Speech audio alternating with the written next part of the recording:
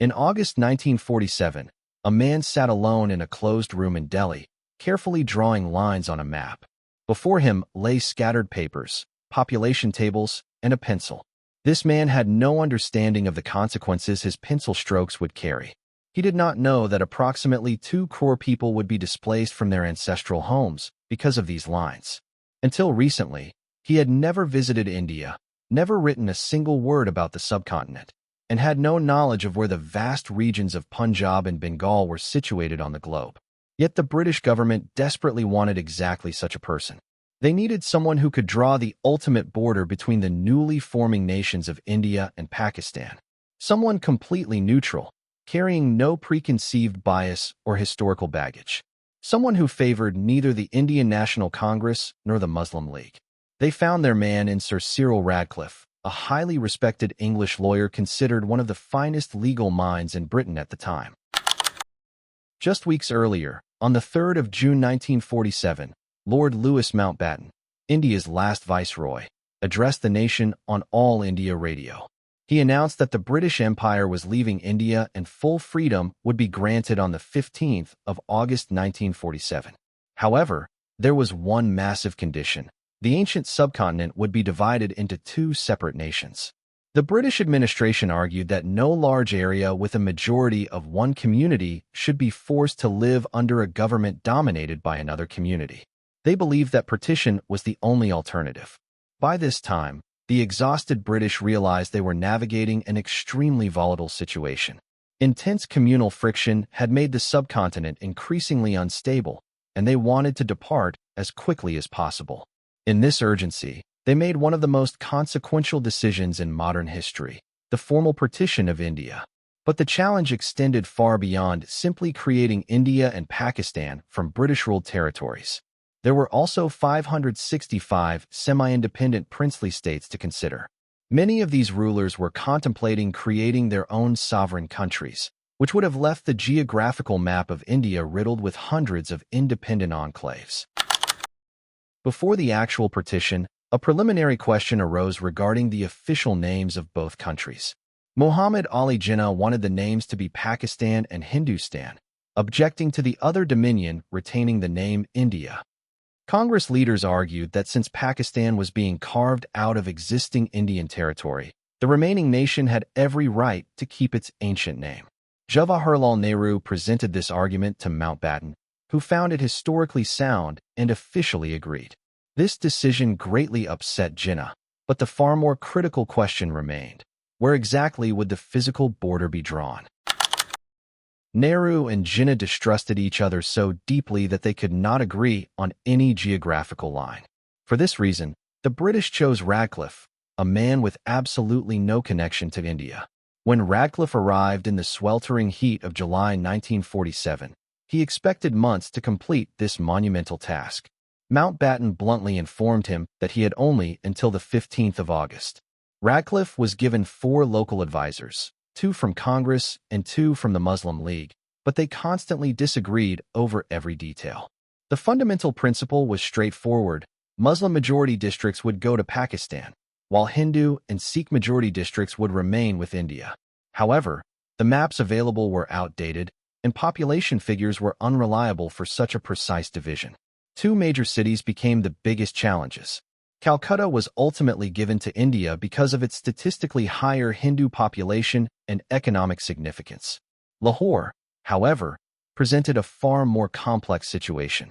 Its population included approximately 500,000 Hindus, 106,000 Sikhs, and roughly 600,000 Muslims, with no single community holding an overwhelming majority. Radcliffe initially considered giving Lahore to India to preserve its economic infrastructure, as most industrial businesses and commercial enterprises were owned by Hindus and Sikhs. However, he reasoned that if both Calcutta and Lahore went to India, Pakistan would lack any major urban administrative center. After much deliberation, he awarded Lahore to Pakistan. The distribution extended far beyond land. Every government file, piece of furniture, and office supply had to be divided. One particularly illustrative case involved 60 ducks ordered from England by the Bengal government in 1946. When the Ducks arrived in Calcutta in July 1947 with a bill of £250, the question arose, did they belong to West Bengal or East Bengal? The finance secretary froze the payment while bureaucrats debated. Radcliffe, witnessing the enormity and absurdity of the situation, refused his promised fee of £2,000, stating he considered the work his moral duty. On the 13th of August, Mountbatten received the sealed boundary report and locked it in an iron safe. He wanted to keep the decision secret until after independence celebrations, believing that both nations would react with anger regardless of the outcome. On the 15th of August, India and Pakistan celebrated their independence, but millions in border regions did not even know which country they belonged to. When the borders were finally revealed on the 17th of August, the biggest controversy centered on Gurdaspur. This Muslim-majority area was placed inside India, following the natural boundary of the Ravi River. This decision was strategically monumental because without Gurdaspur, India would have had no practical land access to Kashmir. Pakistan's leadership was deeply displeased with this allocation. The announcement triggered the largest mass migration in human history. Approximately 50 lakh Sikhs and Hindus found themselves in Pakistan's Punjab, while more than 50 lakh Muslims were stranded in India's Punjab. All of them had to immediately leave their ancestral homes and travel to countries most had never seen. Endless lines of displaced people stretched across the dusty roads of Punjab, families carrying whatever possessions they could manage. The British had formed the Punjab Boundary Force of 55,000 soldiers to maintain order, but this was wholly insufficient for managing the displacement of 2 crore people.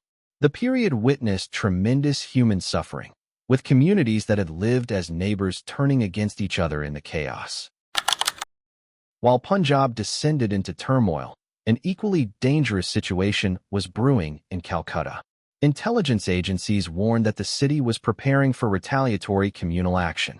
With no military forces available for Calcutta, Mountbatten turned to an unconventional solution. He visited Mahatma Gandhi and made an extraordinary request, asking the aging leader to be his one-man boundary force in the city. On the 13th of August, Gandhi arrived in Calcutta and chose to stay in Hydari House, an abandoned building in a vulnerable area. In a remarkable gesture, he began living alongside Shahid Shirwardhi, a deeply controversial political figure. Gandhi set 2 non-negotiable conditions. First, Shirwardhi had to publicly guarantee the safety of minority Hindus in the area. Second, he had to live with Gandhi without any armed security. The result was extraordinary. While much of the country experienced turmoil, Calcutta remained peaceful on the 15th of August. People who had recently been divided by communal tension began embracing each other on the streets. When violence eventually resurfaced weeks later, Gandhi announced a fast unto death. Within 3 days, his deteriorating health transformed the city's atmosphere. People took to the streets pleading for peace. In a profoundly moving scene, 27 individuals who had participated in violence came to Gandhi, confessed their actions, and surrendered their weapons at his feet. After 73 hours without food, Gandhi broke his fast. This event, historically called the Miracle of Calcutta, demonstrated that moral authority could achieve what armed forces could not. From that point until Gandhi's passing, Calcutta remained peaceful. Beyond partition, the new Indian government faced the monumental challenge of integrating 565 princely states. These kingdoms had operated under British paramountcy, where local rulers maintained nominal authority while Britain controlled defense and foreign policy. When the British departed, many rulers saw an opportunity for full independence. Sardar Patel recognized that if these states remained independent, India would be fatally fragmented. He took on the seemingly impossible responsibility of unifying them. Mountbatten proposed a pragmatic approach. If the Congress allowed kings to retain their titles, palaces, and financial privileges, he would use his royal connections to convince them to join India. The brilliant civil servant V.P. Menon was assigned to execute this strategy. Together, they met kings individually, explaining the benefits of integration, the practical realities of independence, and occasionally applying diplomatic pressure.